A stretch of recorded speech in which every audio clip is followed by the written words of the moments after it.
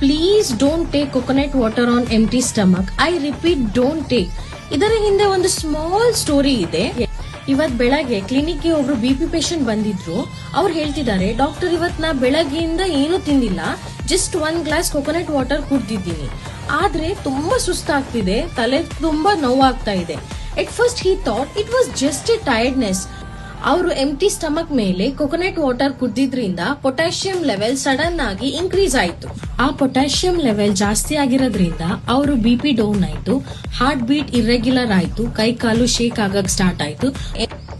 ಅವರಿಗೆ ಒಂದು ಮಾತು ಗೊತ್ತಿರ್ಲಿಲ್ಲ, ಮಾರ್ನಿಂಗ್ ಟೈಮ್ ಅಲ್ಲಿ ಎಲೆಕ್ಟ್ರೋಲೈಟ್ ಬ್ಯಾಲೆನ್ಸ್ ಸ್ಟೇಬಲ್ ಆಗಿರೋದಿಲ್ಲ. ಆಗ ಹೈ ಪೊಟ್ಯಾಷಿಯಂ ಕುಡಿದ್ರೆ ಬಾಡಿ ಶಾಕ್ಗೆ ಹೋಗ್ಬೋದು. ಸೊ ಕೊಕೊನಟ್ ವಾಟರ್ ಹೆಲ್ದಿ ಹೌದು, ಆದ್ರೆ ಮಾರ್ನಿಂಗ್ ಟೈಮ್ ಅಲ್ಲಿ ಅದು ಎಲ್ಲರಿಗೂ ಸೇಫ್ ಅಲ್ಲ. Especially BP patient, kidney issues ಇರುವವರು, ಹಾರ್ಟ್ ಪ್ರಾಬ್ಲಮ್ಸ್, ಡಯಾಬಿಟಿಸ್, BP ಅಥವಾ ಹಾರ್ಟ್ ಮೆಡಿಸಿನ್ ಡೈಲಿ ತಗೊಳ್ತಿರೋರಿಗೆ ಇದು ಸೇಫ್ ಅಲ್ಲ.